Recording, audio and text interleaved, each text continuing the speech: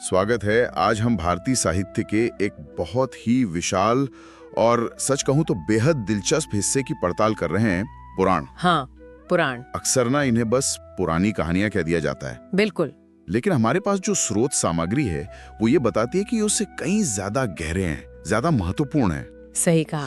ये सिर्फ कथा संग्रह नहीं बल्कि एक तरह के कह सकते हैं गतिशील जीवंत ज्ञान कोश है। और शायद यही जीवंत होना इनकी सबसे खास बात है, जिसपे आज हम थोड़ा गौर करेंगे। बिल्कुल, जैसा कि स्रोत बताते भी हैं, पुराणों ने सदियों से भारतीय समाज, धर्म और संस्कृति को मतलब गहराई से आकार दिया है।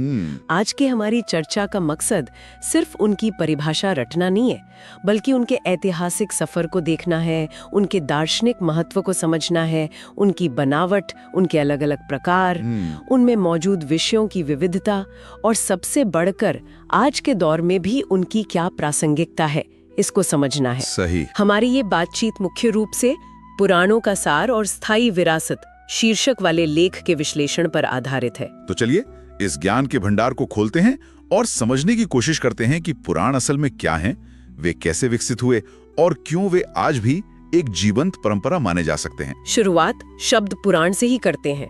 आमतौर पर हम मतलब निकालते हैं प्राचीन या पुरानी कथा। हाँ, लेकिन क्या मामला सिर्फ इतना ही सीधा है? नहीं। स्रोत के अनुसार ये शब्द खुद में एक दिलचस्प बात छुपाए है, पुरा और अण। अच्छा। हाँ, इसका एक अर्थ है जो प्राचीन काल से अस्तित्व में है या जो प्राचीन काल में हुआ, लेकिन दूसरा अर्थ भी है जो प्राचीन होकर भी नया या जीवंत बना रहता है। ओह ये तो विरोधाभास जैसा हुआ। हाँ बिल्कुल, और यही विरोधाभास मतलब प्राचीन होते हुए भी लगातार नया बने रहना इनकी असली ताकत है।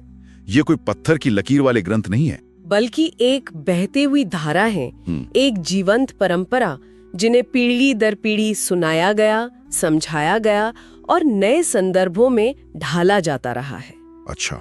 ये वेदों की तरह नहीं है। वेद तो श्रुति हैं जो सुना गया। हाँ, श्रुति। ये स्मृति साहित्य का हिस्सा है जो याद किया गया और रचा गया। इसके बावजूद आम लोगों पर इनका असर शायद वेदों से भी कहीं ज्यादा गहरा रहा है। ये दिलचस्प बात है कि स्मृति होते हुए भी इनका प्रभाव ज्यादा रहा। ऐसा क्यों हुआ होगा? इसकी मुख्य वजह है इनकी शैली और इनकी पहुंच। स्रोत बताते हैं कि इन्होंने वेदों के जो गूढ़ विचार थे ना, हाँ, काफी जटिल। हाँ, अक्सर जटिल दार्शनिक विचार, कर्मकांड, उनको सरल रोचक कहानियों में बदल दिया, रूपकों में प्रतीकों के माध्यम से पेश किया। अच्छा, कहानियों के जरिए। बिल्कुल। इससे ये ज्ञान समाज के हर तबके के लिए, चाहे वो विद्वान हो या आम गृहस्थ, स्त्री हो या पुरुष, सबके लिए सुलभ हो गया। वेदों की भाषा, विषय वस्तु एक खास वर्ग तक सीमित रह सकती थी, पर पुराणों ने उस ज्ञान का लोकव्यापीकरण कर दिया, उसे जन जन तक पहुंचा दिया। सही। यही उनकी जीवंतता का एक पहलू है, समय और समाज के साथ संवाद करने की उनकी क्षमता। ठीक है, ये तो हुई उनकी प्रकृति की बात। अब थोड़ा इनके इतिहास में उतरते हैं। एक आम धारणा है, हम सब सुनते हैं कि महर्षि वेदव्यास ने सभी 18 महापुराण लिखे। हाँ, ये परंपरा में कहा जाता है। क्या स्रोत इस बात की पुष्टि करता है या कुछ और तस्वीर उभरती है? हाँ, देखिए, परंपरा तो वेदव्यास को पुराणों का संकलन करता मानती है। कहा जाता है कि उन्होंने मूल पुराण संहिता को अपने शिष्य लोमहर्षण को सौंपा और फिर ये ज्ञान मौखिक परंपरा से आगे बढ़ा। माना जाता है कि शुरुआत में शायद एक ही मूल पुराण रहा होगा, लेकिन विद्वानों का मत, जैसा स्रोत में उल्लेखित है, थोड़ा अलग है। अच्छा, क्या है वो? उनका मानना है कि ये कथाएं और ज्ञान सदियों तक मुख्य रूप से मौखिक रूप में ही चलते रहे। इनका लिखित रूप में संकलन वो गुप्त काल के आसपास, हाँ, गुप्त काल लगभग 4वीं से 6वीं शताब्दी ईस्वी में शुरू हुआ माना जाता है। गुप्त काल, जिसे हिंदू धर्म का पुनर्जागरण काल भी कहते हैं शायद। हाँ बिल्कुल, लेकिन ये प्रक्रिया वहीं रुकी नहीं। ये महत्वपूर्ण है। इनमें नई कहानियां, स्थानीय देवी देवताओं की कथाएं, अलग अलग पंथों से जुड़ी मान्यताएं, ये सब जोड़ने का सिलसिला करीब 1500 ईस्वी तक चलता रहा। ओह, यानी इनका कोई एक निश्चित रचना काल या अकेला लेखक नहीं है। ये तो एक बहुत लंबी, सामूहिक और विकसित होती प्रक्रिया लगती है। बिल्कुल, यही बात है। विद्वानों में इनके सटीक काल निर्धारण को लेकर मतभेद तो है, लेकिन मोटे तौर पर इनका लिखित स्वरूप 3वीं से 10वीं शताब्दी ईस्वी के बीच विकसित हुआ माना जाता है। और यहाँ एक और रोचक बात स्रोत बताता है, जैन पुराणों के विपरीत जिनके लेखक और रचनाकार अक्सर पता होते हैं, हिंदू पुराणों के लेखक आमतौर पर अज्ञात हैं। ये साफ है कि ये किसी एक व्यक्ति की नहीं बल्कि कई लोगों की सामूहिक रचना है। अच्छा। यही गुमनामी और कई लेखकों का होना इन्हें किसी एक व्यक्ति के विचारों तक सीमित नहीं रखता। ये इन्हें एक लचीली और जीवंत परंपरा बनाता है। हाँ, ये समझ आता है। ये समय और समाज की बदलती जरूरतों के अनुसार खुद को ढालने में सक्षम रहे। गुप्त काल में जो इनका एक तरह से पुनर्संकलन हुआ, वो भी इसी अनुकूलन क्षमता का ही प्रमाण है। तो ये समझना दिलचस्प है कि ये इतने लचीले थे। अब सवाल उठता है कि इन्हें रचा ही क्यों गया? क्या इनका मुख्य उद्देश्य सिर्फ वेदों को आसान बनाना था, जैसा हमने पहले बात की थी? देखिए, वेदों को सुलभ बनाना निश्चित रूप से एक प्राथमिक उद्देश्य था, वो तो है ही, लेकिन स्रोत के अनुसार इनका दायरा इससे कहीं ज्यादा व्यापक था। अच्छा, और क्या था? ये धर्म, नीति और नैतिकता सिखाने वाले ग्रंथ भी थे।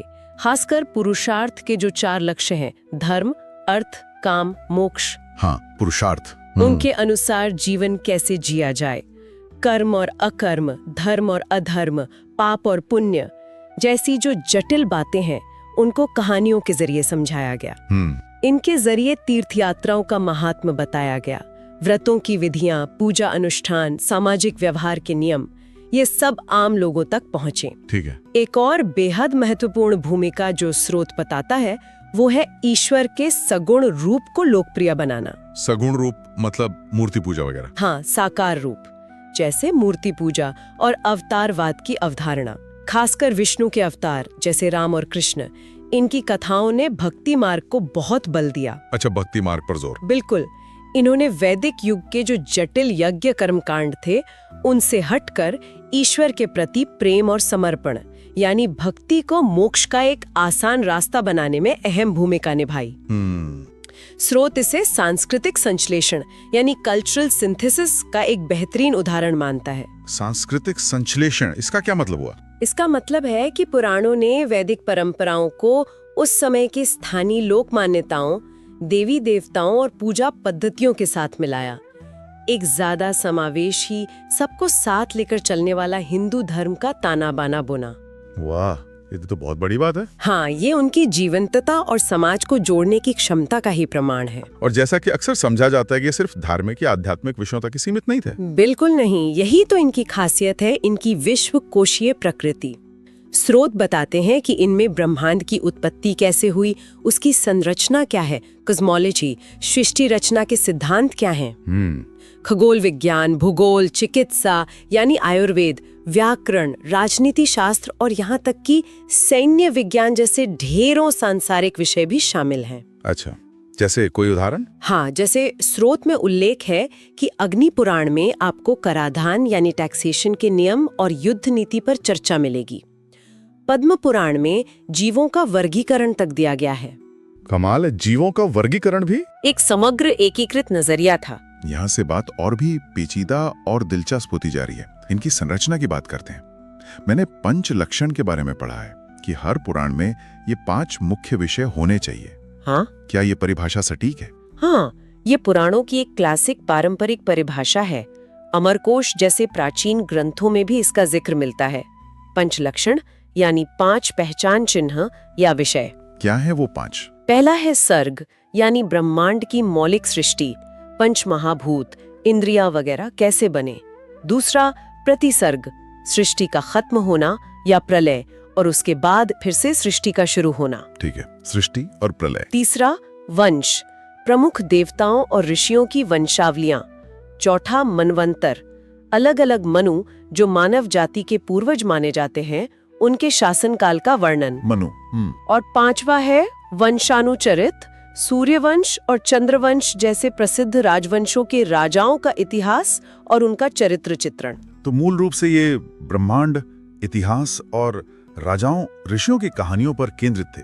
लेकिन मैंने स्रोत में 10 लक्षण का भी जिक्र देखा। हाँ, ये क्या है और ये क्यों महत्वपूर्ण है? हाँ, ये एक बहुत ही महत्वपूर्ण पड़ाव है जिसे स्रोत उजागर करता है। भागवत पुराण जैसे कुछ बाद के पुराण हैं जो खासकर भक्ति पर केंद्रित हैं। हाँ, भागवत पुराण। उनमें 5 और लक्षण जोड़े गए तो कुल हो गए 10 लक्षण की ये जो अवधारणा है ये पुराणों के सिर्फ कथानक में ही नहीं बल्कि उनके दार्शनिक और आध्यात्मिक झुकाव में हुए विकास को दिखाती है। अच्छा, तो ये जोड़े गए लक्षण कैसे थे? ये जो बाद में जोड़े गए 5 लक्षण हैं ये ज्यादातर आध्यात्मिक और गहरे दार्शनिक विषयों पर केंद्रित हैं, जैसे वृत्ति या स्थान मतलब जीवों के जीवन यापन के साधन, पोषण या रक्षा यानी भगवान अपने भक्तों की कृपा से रक्षा कैसे करते हैं। फिर उति कर्म या सृष्टि की वासनाएं या प्रेरणाएं, निरोध या संस्था, सृष्टि का अपने कारण में विलीन हो जाना मतलब प्रलय का दार्शनिक पक्ष, और सबसे महत्वपूर्ण आश्रय।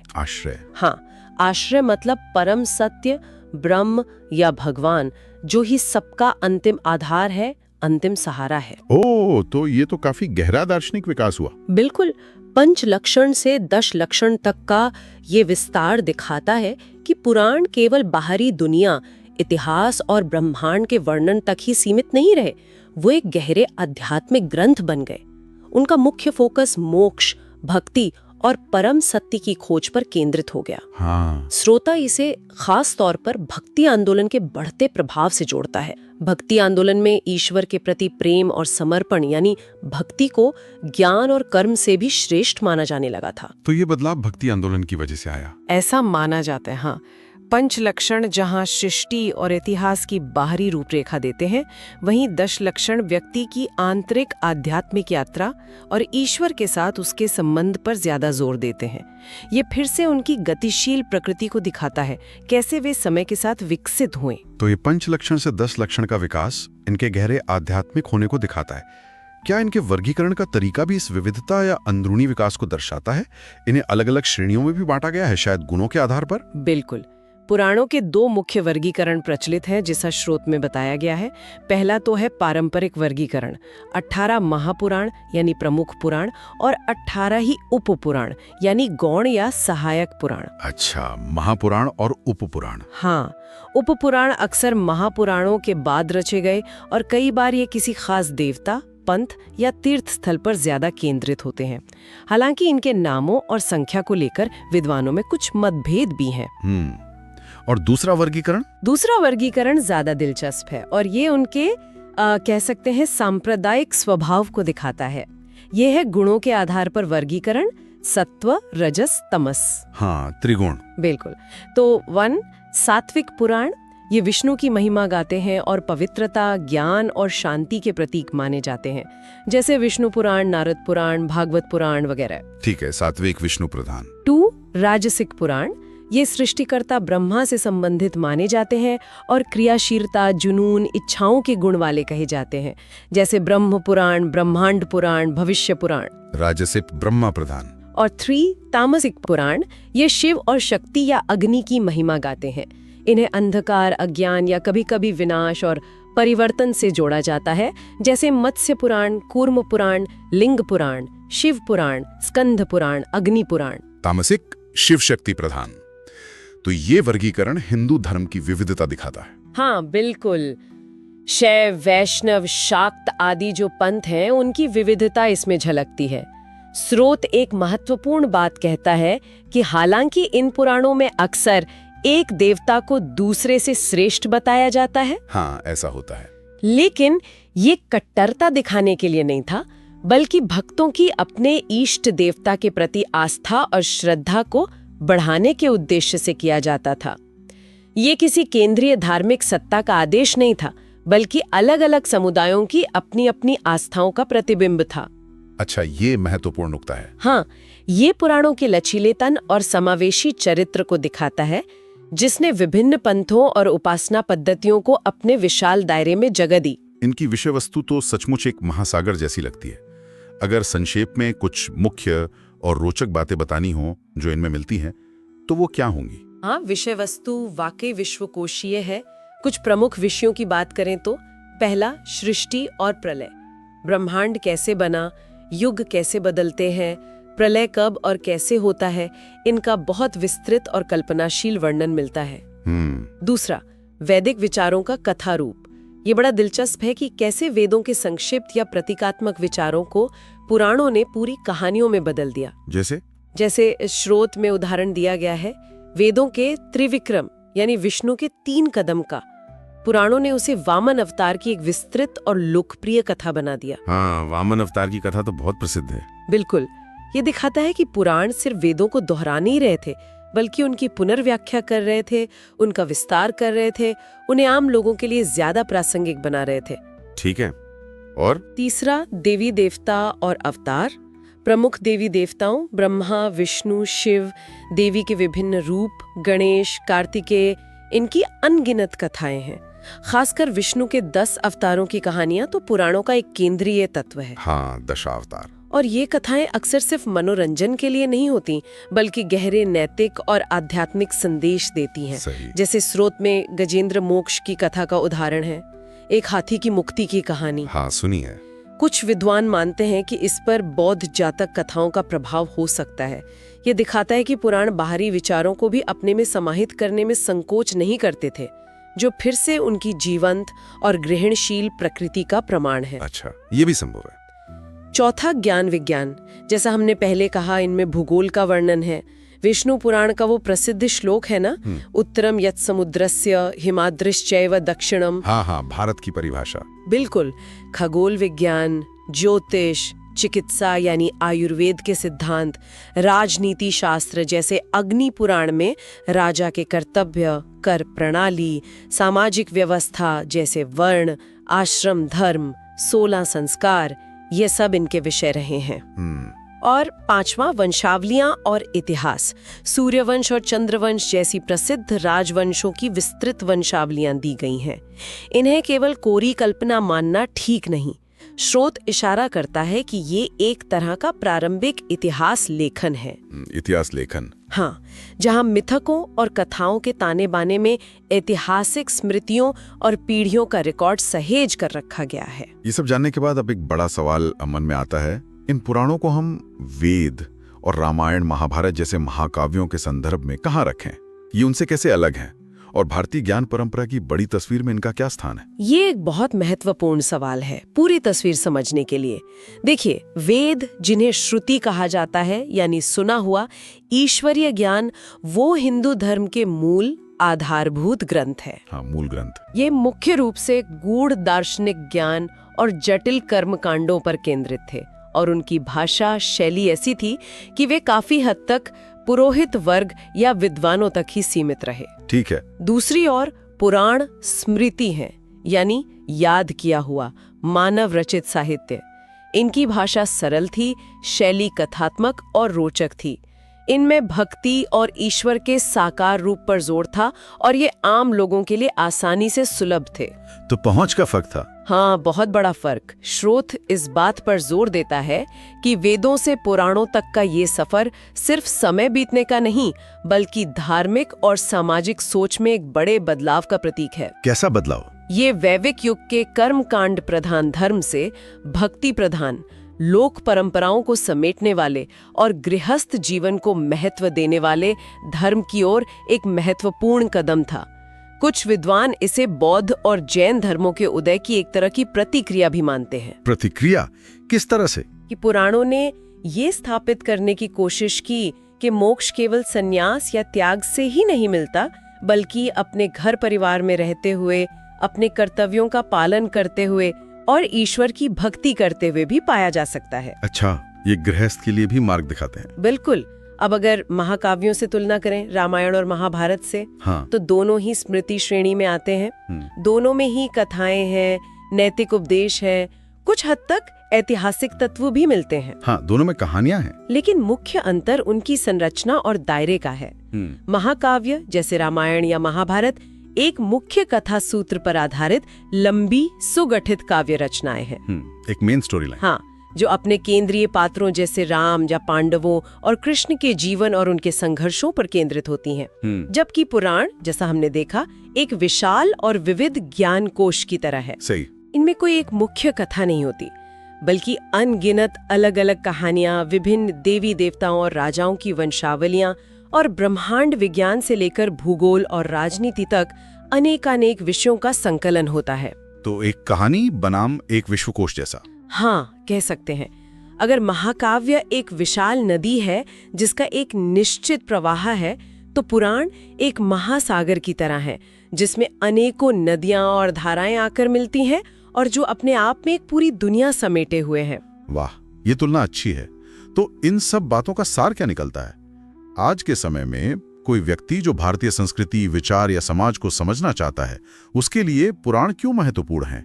इनकी प्रासंगिकता क्या है? संक्षेप में कहें तो स्रोत इस बात पर बार बार जोर देता है कि पुराणों को केवल अतीत की कहानियों का संग्रह मान लेना एक भूल होगी। ये एक गतिशील, निरंतर विकसित होती जीवंत ज्ञान परंपरा के प्रतीक हैं। इन्होंने वेदों के जटिल ज्ञान को आम लोगों के लिए सुलभ बनाया।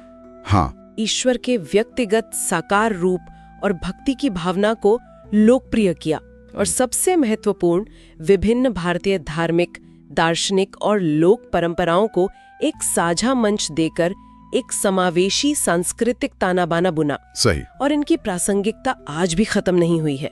हम इन्हें आज भी अपने दैनिक जीवन में देखते हैं, पूजा पाठ में, विभिन्न त्योहारों में। जैसे नवरात्रि में देवी महात्म्य का पाठ होता है, जन्माष्टमी पर कृष्ण कथाएं। हाँ, बिल्कुल। कथा वाचन की परंपराओं में, जैसे भागवत सप्ताह या शिव पुराण कथा। विभिन्न कर्म कांडों में, जैसे श्राद्ध में गरुड़ पुराण का महत्व है। और नैतिक शिक्षाओं के स्रोत के रूप में ये आज भी जीवित हैं। सही कहा। ये वास्तव में अतीत को वर्तमान से जोड़ने वाला एक महत्वपूर्ण सेतु है। और हमारे श्रोता के लिए सोचने को एक अंतिम विचार, कुछ ऐसा जिस पर वे इस चर्चा के बाद खुद मनन कर सकें। हाँ, एक विचार जो स्रोत की बातों से उभरता है और मनन करने योग्य है। हमने देखा कि पुराण स्थिर ग्रंथ नहीं थे, बल्कि लगातार विकसित होते रहे। हाँ, ये तो हमने देखा। वो नए विचारों, स्थानीय परंपराओं और यहाँ तक कि अन्य धार्मिक या दार्शनिक धाराओं, जैसे संभवतः बौद्ध प्रभाव, को भी अपने में आत्मसात किया। उनका ये लचीलापन और अनुकूलनशीलता ही उनकी जीवंत परंपरा होने का प्रमाण है।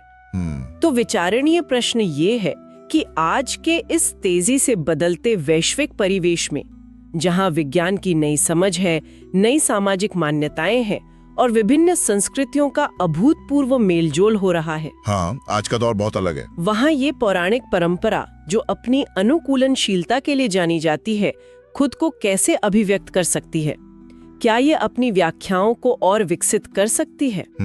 ये प्रश्न उनके गतिशील परंपरा होने के मूल विचार से जुड़ा है और भविष्य की ओर देखता है। वाकई ये एक गहरा सवाल है और सोचने पर मजबूर करता है।